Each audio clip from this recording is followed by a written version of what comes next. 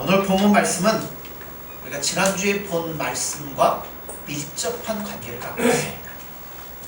특별히 23절의 말씀을 보면 우리가 오늘 이 말씀을 통해서 살펴보려고 하는데요. 자, 그날에는 너희가 아무것도 내게 묻지 아니하리라. 내가 진실로 너희에게 이르노니 너희가 무엇이든지 아버지께 구하는 것을 내 이름으로 주시리라. 자, 거기 보면 묻지 아니하리라. 그렇죠? 그 말씀을 밑에 그 나라주에 보면 뭐라고 표현하고 있냐면 구하지 아니하리라 이렇게 표현을 했어요. 그러니까 이런 말입니다. 그러니까 그날에 너희가 아무것도 내게 구하지 아니할 것이다 이런 말씀이 되는데요. 이 말씀 이후에 진실로 너희에게 이르노니 너희가 무엇이든지 아버지께 구하는 것을 내 이름으로 주시리라 이렇게 기록되어 있습니다. 자, 구한다는 말이 두 가지가 기록되어 있어요. 앞에 구한다는 것과 뒤에 구한다는 것은 단어는 같지만 뜻이 다르니까 나라주에 보면 이것을 뭐라고 했다고요? 네, 앞에 거는 묻지 아니하리라 이렇게 바꾸어 놓았습니다. 언뜻 보면 말 자체가 굉장히 이상해요. 왜 이상하냐면 구할 것은 없는데 뭐 하라고요? 구하라. 아니 구할 게 없는데 구하라고 말씀하십니다. 그런데 여러분 신자란 구할 것은 없고 구해야 되는 사람이라고 설명할 수 있어요. 자, 우리가 지난주에 제목이 뭐였습니까? 조금 있으면 너희가 나를 못 볼 것이고 조금 있으면 나를 볼 것이다. 뭘 바꾸라고 제가 말씀드렸죠? 시각을 바꾸라고 말씀드렸어요.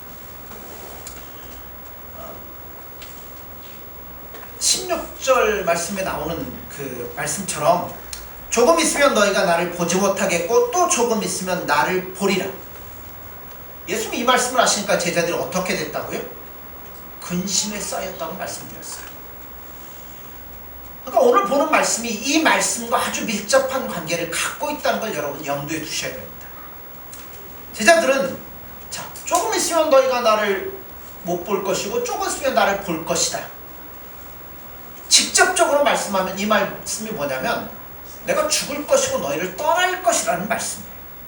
근데 제자들은 이 말씀을 도대체 이해할 수가 없었어요. 왜냐하면 제자들의 시각으로 예수님을 바라볼 때는 자, 예수님이 어떤 분이에요? 오병이어의 기적을 일으키십니다. 죽은 나사로를 살리십니다.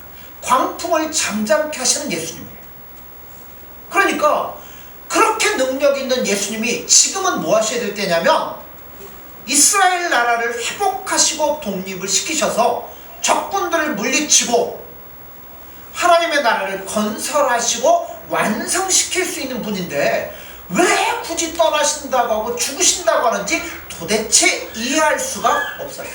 그러니까 떠난다고 하니까 어때요? 마음이 근심하고 염려하고 걱정에 빠졌습니다. 예수님 뭐라고 말씀하시는 거예요? 제자들이 몇 년 동안요? 3년 동안이나 예수님을 쫓아다녔음에도 불구하고 예수님이 누구인지를 몰라요. 그분이 뭐 때문에 이 땅에 오셨는지를 몰라요. 여전히 어디에만 시각을 갖고 있어요? 육적인 것, 물질적인 것에만 제자들은 시각을 고정시키고 있다는 겁니다. 예수님은 바로 그것을 지적하고 있는 거죠. 그래서 그 시각을 바꾸라는 거예요. 요한복음 3장 1절부터 3절에 보면 누가 나오죠? 니고데모가 나옵니다. 니고데모가 예수님에 대해서 묘사하는 말들이 예수님은 하나도 맞지 않다라고 얘기를 해요. 근데 니고데모가 예수님께 대해 뭐라고 말씀하냐면 이렇게 얘기를 합니다. 당신은 하나님께로부터 온 선지자입니다. 선생님입니다. 하나님이 함께 하시지 않냐면 이런 일이 결단코 일어날 수 없습니다. 그럼 예수님 뭐라고 그래야 돼요? 야, 너밖에 없구나. 뭐 이래야 될 거 아닙니까? 근데 예수님 뭐라고 그래요? 아이, 전혀 달라요. 사람이 거듭나지 않냐면 하나님의 나라를 볼 수 없다. 니고데모한테 뭐라고 그래요? 너는 아무것도 못 보고 있다. 너는 장님이다. 그 얘기를 하고 있는 거예요. 지금 니고데모 뭐라고 얘기를 해요? 하나님이 보낸 선지자고 하나님이 함께하지 않으면 이런 일이 없습니다. 기뻐해야 되는 예수님 뭐라 그래요? 너는 본질을 보지 못하고 있다. 니고데모 역시 시각이 어디가 있는 거예요? 육적인 것에 가 있다는 거죠. 마찬가지로 요한복음 16장 22절 이하의 말씀도 결국 예수님이 말씀하고자 하는 것은 제자들 너희도 아직 모르고 있다는 겁니다. 예수님을 모시고 다녔고 제자 노릇을 했지만 지금 예수님에 대해서 하나도 모르고 있다는 거예요. 오병이의 기적을 보고 죽은 나사로를 살리는 기적을 보고 38년 된 병자를 낫게 하는 그 기적을 보았지만 그것이 무엇을 의미하는지는 아무것도 모르고 있다는 겁니다. 오늘 우리 식으로 대비를 해볼까요? 내가 암에 걸렸는데 내가 나았고 막 옆에서 어떤 기적이 일어나고 정말 하나님은 살아계십니다. 근데 예수님 뭐라고 그래? 너는 못 보고 있다는 거지. 그 일의 의미를 모르고 있다면 아무것도 아니라는 거예요. 심지어 베드로 같은 경우에 뭐라고 그래요? 네, 주여 내가 이 길을 걸어가겠다니까 가로막고 서잖아요. 결단코 이 일이 주님께 일어날 수 없습니다. 그 얘기는 무슨 얘기예요? 내가 이 일을 막아갖고 절대로 안 일어나도록 하겠습니다. 지금 뭐라 그래? 야, 그래도 제자는 너밖에 없다. 그러십니까? 사탄아 물러가 책망을 하십니다. 그러므로 신앙에 있어서 정말 중요한 것은 뭐냐면 여러분 예수님을 믿고 기도를 해서 어떤 기적과 능력을 체험하고 확신을 갖는다고 할지라도 그것이 예수님을 사랑하고 동행하고 예수님을 알아가는 것과 연관이 되지 않는다면 뭐라고요? 니고데모가 예수님에 대해서 말한 것 같이 아무것도 모르는 것과 똑같다는 거예요. 그러니까 이 일을 통해서 우리는 누구에게로 초점이 맞춰져야 되면 예수님께로 맞춰져야 돼요. 그분이 나에게 어떤 의미인가? 그분이 나에게 어떤 분인가? 그럼 나는 그분을 어떻게 사랑할 것인가? 거기로 초점이 맞춰져야지 예수 믿었더니 병 낫더라. 예수 믿었더니 장사가 잘 되더라. 그래서 어떻게 하면 내가 병이 낫고 장사가 잘 되고 사업이 잘 되고 이런 거에 초점을 맞추면 이건 이미 아니라는 거예요. 그러니 여러분 기독교를 능력의 종교라고 하여 능력이 말해주는 것이라고 여러분 착각하면 안 되신다는 거예요. 하나님의 뜻을 모르고 예수님이 하시는 일의 의미를 제대로 모르는 상태에서 행하는 모든 능력은 전혀 신앙이 아니에요. 제가 좀 심하게 말하는 건가요? 마태복음 7장 21, 23절에 보세요. 그날에 많은 사람이 나더러 이르되 주여 주여 우리가 주의 이름으로 선지자 노릇하며 주의 이름으로 귀신을 쫓아내며 주의 이름으로 많은 권능을 행하지 아니하였나이까 하리니 그때 내가 그들에게 밝히 말하되 내가 너희를 도무지 알지 못하니 뭐하라고요? 불법을 행하는 자들아 내게서 떠나가라 하리라. 예수님과 연관이 안 돼 뭐라고 그랬어요? 다 불법이라고 예수님이 못 받고 있다는 겁니다. 그런데 얼마나 많은 신자들이 능력이 나타나면 그게 참된 기독교인 줄로 착각하고 살아가고 있다는 거예요. 이걸 이렇게 표현하면 될 것 같아요. 하나님께 기도하고 매어달리면 이 문제를 풀어주는 것이 신앙이다. 그러니까 신앙은 어떻게든지 하나님 앞에 열심을 내가지고 내가 원하는 것을 만들어가는 게 신앙이다. 여러분 얼마나 잘못된 거예요. 물론 하나님의 때로 기적도 베푸십니다. 왜냐하면 당장 죽게 생겼는데 하나님의 손 안 대시면 어떻게 해요? 큰일 나잖아. 그럴 때는 뭐 하셔요? 역사하시는 거죠. 그러나 그게 기독교의 핵심은 아니라는 거예요. 그건 부수적인 거잖아요. 이방 여인이 찾아왔다가 예수님 내 딸 고쳐주세요. 예수님 뭐라 그래? 그 이방 여인이 너는 개다. 나는 개한테 온 게 아니다. 여인이 뭐라 그래? 네, 상에서 떨어지는 부스러기. 부스러기가 뭐였어요? 침 받는 거죠. 그거는 부수적인 거라는 거지. 핵심이 아니에요. 그러니까 무엇이 핵심이며 중요한 것인가? 그 사실을 혼동해버리면 신앙이 어떻게 되는 거예요? 뒤죽박죽 거꾸로 돼버린다는 거예요. 그래서 오늘 예수님이 제자들에게 이렇게 말씀하시는 거예요. 그날에는 너희가 나에게 아무것도 묻지 아니하리라. 이 말은 무슨 얘기냐면 이런 거예요. 자, 제자들은 눈이 아직 뭐예요? 눈이 안 떠진 거죠. 그러니까 보이는 거라고는 뭐밖에 안 보여요? 세상적이고 육적이고 내 어떤 욕망 이런 것밖에 안 보인다는 거죠. 자, 이거를 띄워주시려고 주님이 뭐 하시는 거예요? 십자가에 못 박혀 죽으시는 거예요. 결국 예수님께서 죽으시는 그 일을 이루셔야만 우리 영안이 띄워져서 비로소 뭐를 보게 되는 거예요? 하늘나라를 보게 되고 예수님을 바라보게 되고 하나님이 기뻐하는 뜻이 무엇인지 예수님의 뜻이 무엇인지를 비로소 분별하게 되더라는 겁니다. 이게 기독교의 핵심이에요. 핵심이 누구예요? 예수님이라는 거죠. 그래서 예수님이 죽으셔야만 뭐가 되는 거예요? 모든 문제가 다 풀어지게 되더라는 겁니다. 그 중에서 여러분 우리가 예수님 믿기 전에는 어떻게 살았어요? 그냥 사람처럼 살았죠. 세상 사람처럼 욕심과 욕망에 사로잡혀 살았어요. 근데 예수님 십자가에 죽으시고 그 부활하신 그 예수님을 내가 딱 만나고 나니까 뭘 알게 돼요? 그렇죠? 내 인생이 도대체 뭔가를 알게 되기 시작하는 거죠. 내가 어떤 존재인가, 그리고 나의 주인이 누구인가를 비로소 분명히 알게 되기 시작하더라는 겁니다. 인생의 문제에 있어서 역사상 가장 깊이 고뇌한 사람이 누군지 아십니까? 옆 동네에 있어요. 고타마 시타르타 석가모니잖아요. 이 석가모니가 불교를 만드는데 고민이었어요. 인생에 대해서 묻기 시작한 거예요. 왜 사람은 태어날까? 태어났으면 왜 행복하게 살아야지 고통과 불행과 이런 것들이 찾아오냐? 또 인생이란 어디서 왔다가 어디로 가는가 고민하고 만들어낸 게 뭐냐면 불교예요. 아직도 답을 못 찾아갖고 애들은 헤매고 있죠. 근데 여러분은 답 아십니까? 분명히 알고 있습니다. 누구만 알고 있냐면 우리만 알고 있어요. 예수님의 십자가 이후에 우리 영안이 비로소 열려짐으로 말미암아 우리가 어디로부터 왔고 어떻게 살아야 되고 무엇을 바라보며 나아가야 되는지를 우리는 분명히 알게 되었다는 거예요.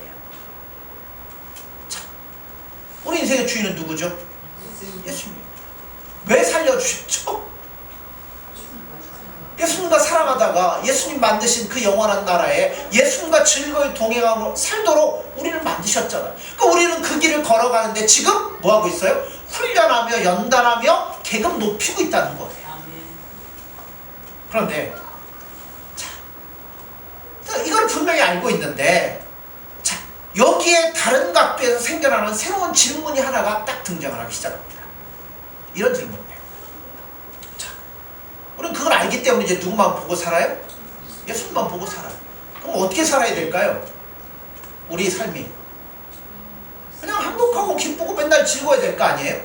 그런데 이렇게 믿음으로 살려고 애쓰고 수고하고 노력하는데 왜 고생을 해야 될까? 그렇지 않습니까? 우리 세상 사람들 아니잖아요. 분명히 알고 있잖아요. 근데 왜 우리 안에 고생이 있을까요?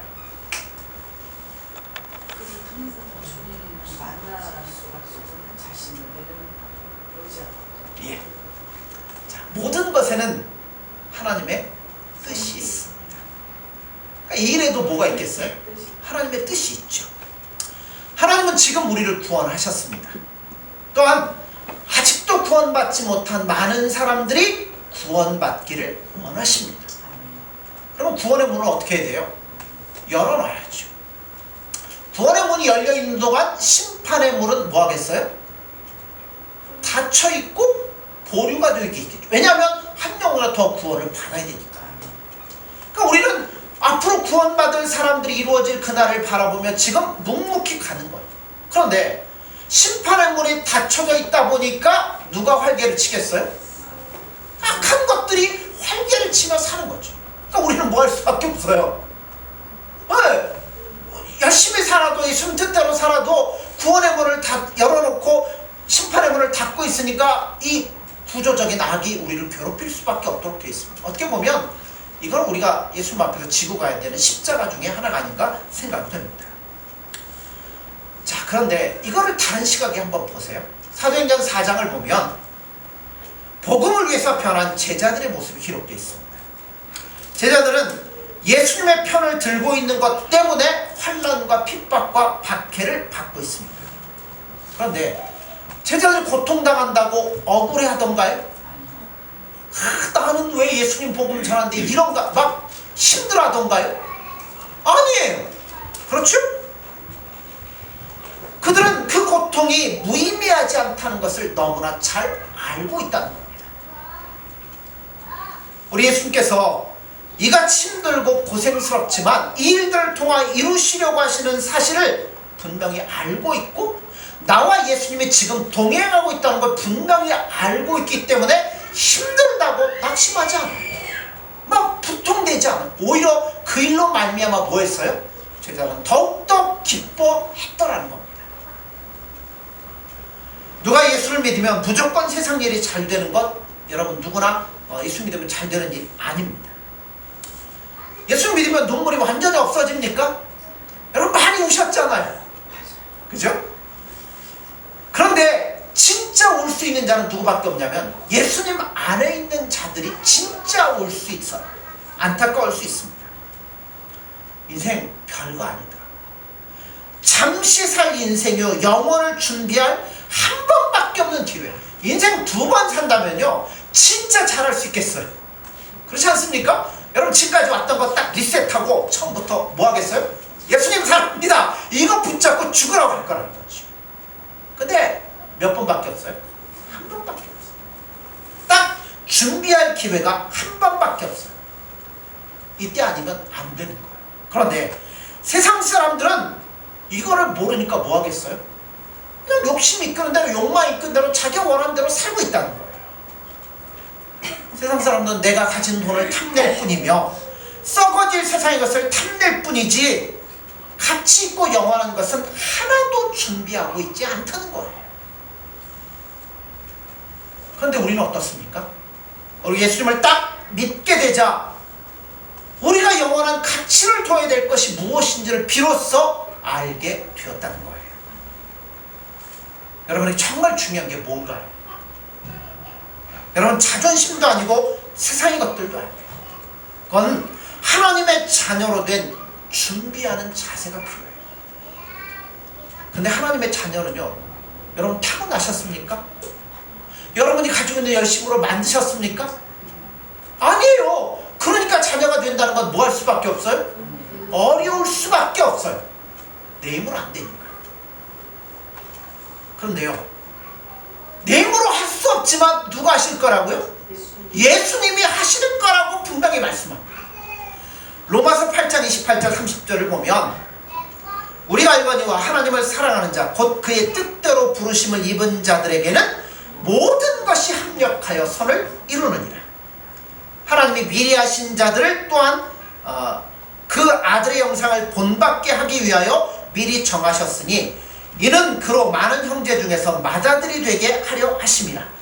또 미리 정하신 그들을 또한 부르시고 부르신 그들을 또한 의롭다 하시고 의롭다 하신 그들을 또한 영화롭게 하시느니라.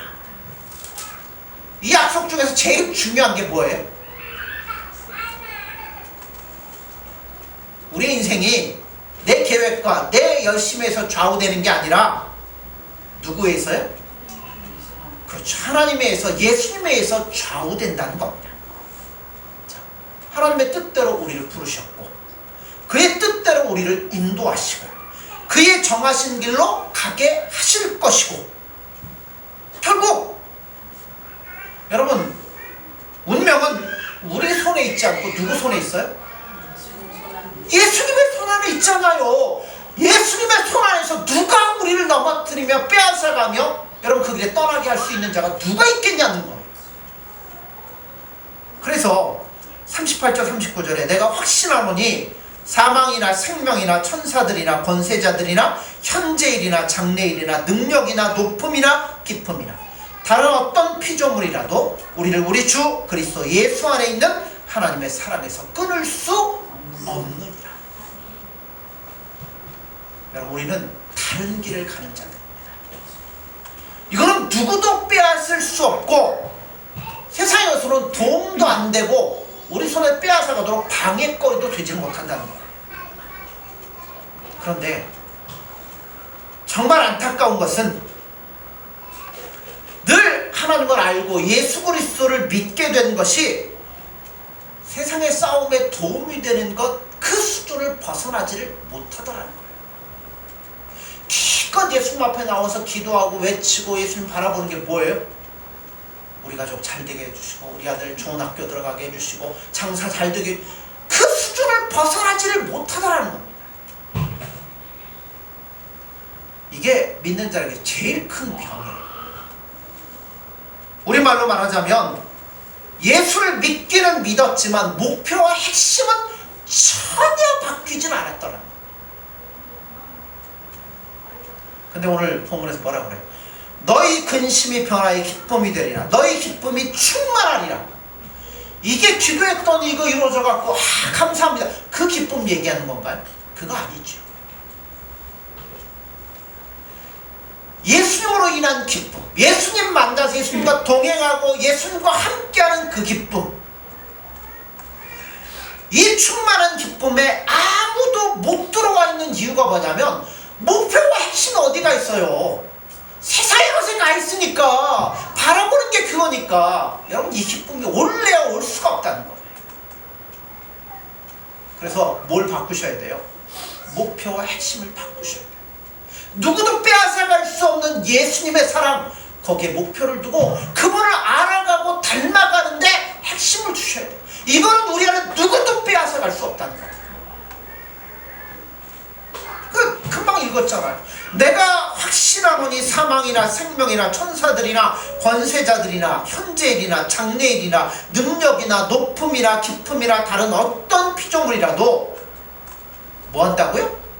우리를 우리 주 그리스도 예수 안에 있는 하나님의 사랑에서 끊을 자가 아무도 없다는 거예요. 이와 같은 영적인 감동, 예수님의 사랑, 그 자리에 들어서지를 못하니까 결국 뭐 구하겠어요? 욕망, 욕심, 그거 구하는 거예요. 그래서 내 아이 대학 붙여달라는 것과 크게 노력 안 해도 항상 돈이 풍족하게 해달라는 것과 좋은 차 타게 해달라는 것, 좋은 큰 집 이사 가게 해달라는 것, 그거 기도할 때는 열심을 다해서 부르짖는데 예수님 사랑하게 해달라는 기도는 안 하잖아요. 자, 1년에 한 번 기도의 계절이 돌아올 때가 있습니다. 그렇죠. 입시의 계절. 그러면 그때가 되면 기도의 계절이 시작됩니다. 문제가 생기면 기도해요. 근데 기도 제일 안 할 때가 언제일까요? 입시의 계절이 오면 무슨 계절도 있어요? 한여름에 휴가의 계절. 보너스 받았겠다, 놀 일 생겼겠다. 기도합니까? 안 하죠. 근데 입철만 되면 평상시 기도 안 하던 사람도 새벽마다 나와가지고 기도합니다. 여러분, 신화의 기쁨은 그런 데서 오는 게 아니에요. 그죠? 그러니까 거기다 그 근거를 삼으니까 예수님의 사랑, 예수님의 동행 이런 게 없으니까 그토록 오래 믿어도 신자된 자랑과 기쁨이 없는 거예요. 그러니까 조금만 힘들고 어려운 뭐예요?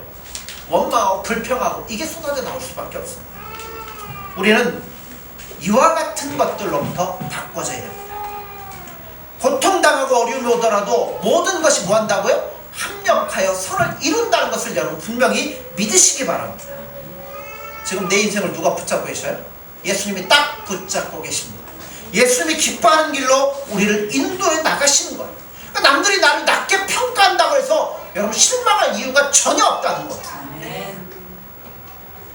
오히려 힘들고 어려운 일을 통해서 내가 뭐 하는 거예요? 예수님께 한 발 한 발 더 가까이 나아감으로 인하여서 우리는 감사하셔야 된다는 겁니다. 그래서 오늘 본문에 너희가 아무것도 구하지 아니하리라 혹은 아무것도 묻지 아니하리라 하신 후에 뭐 하라고요? 그렇죠. 그러나 무엇이든지 구해라. 다시 약속이 연결이 됩니다. 그런데 뭘로 구하라고요? 내 이름으로 구하면 다 주시겠다는 겁니다. 지금까지는 너희가 내 이름으로 아무것도 구하지 아니하였으나 구하라. 그리하면 받으리니 너희 기쁨이 충만해질 것이다. 지금까지는 뭐 구했어요?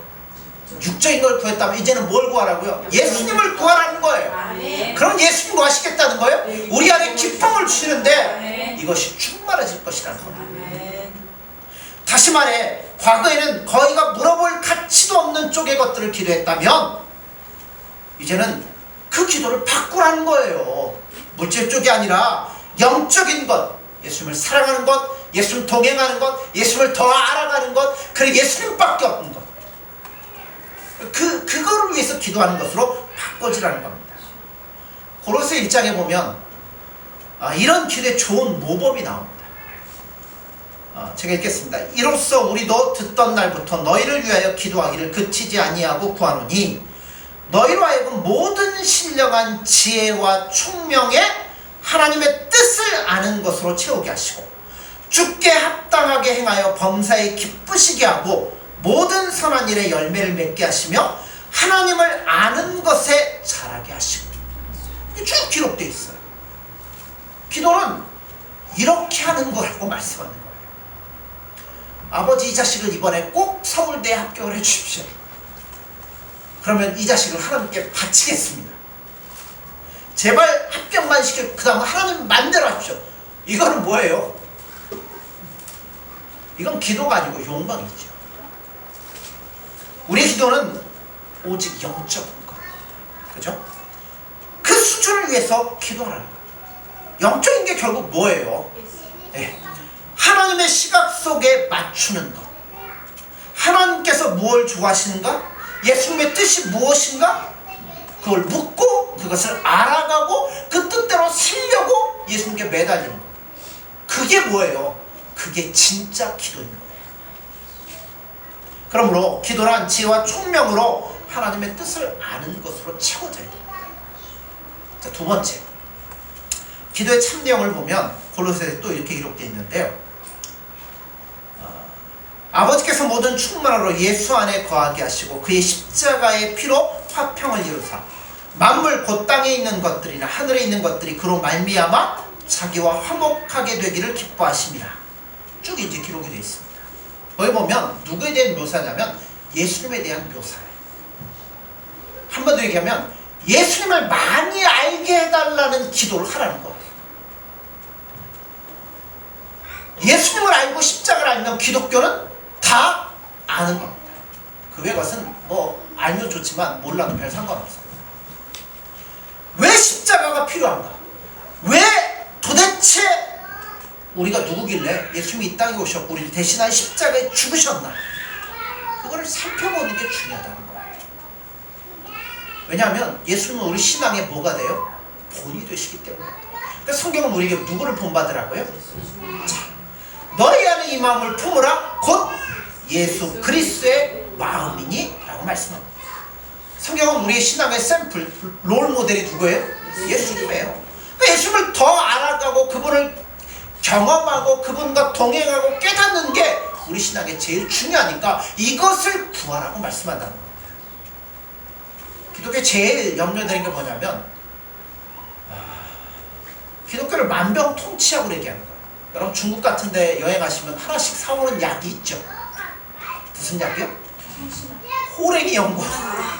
그거 바르면 무조건 뭐 온갖 사방팔방 다 바르잖아요. 만병통치약처럼. 그런데 여러분 예수님은 그걸 위해 오신 게 아니에요. 우리 시각을 그런 것에서 어디로요? 하나님의 나라와 예수님께로 돌리도록 하기 위해서 예수님이 이 땅에 오셨다는 겁니다. 그럼 우리 시각을 돌리셔야 돼요. 여러분 세상에서 제일 불행한 사람이 누굴까요? 네. 하나님 모르고 세상에서도 형편없이 살다가 어디 간 사람이요? 지옥 간 사람. 그러니까 살아서 죽도록 고생하고 죽어서 지옥 간 사람. 두 번째로 불행한 사람은 세상에서 행복하게 살았는데 지옥 가 있는 사람. 세 번째는 뭘까요? 세상에서 힘들었는데 천국을 하늘나라 가기는 갔는데 이 땅에서 예수님과 만나 동행하는 기쁨이 전혀 없이 가가지고 스스럽게 있는 사람. 예수님 잘 믿는다고 똑같이 예수 믿는 사람 고생은 실컷 했는데 어디가 있는 사람이요? 지옥가 있는 사람. 뭐가 달랐기 때문에 그럴까요? 예수를 기본으로 하는 목표와 핵심이 바꿔지지 않았기 때문에 그래요. 여러분들은 어떻게 살고 계십니까? 변하셔야 됩니다. 기도가 변하고 삶이 변하고 영혼을 준비하는 사람으로 바꾸셔야 돼요. 예수님만을 사랑하며 그분과 동행할 수 있는 저와 여러분들이 되어지기를 간절히 소원합니다. 아멘. 기도하겠습니다.